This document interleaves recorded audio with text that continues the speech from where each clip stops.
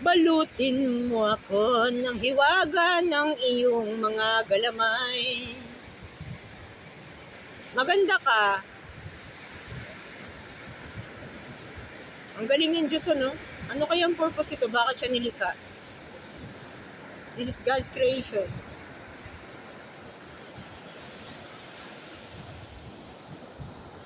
Bawal dito maligo kasi walang harang na bato. Yung lakas ng ocean na hampas sa'yo. Kaya may harang na pula. Ayan. Diba?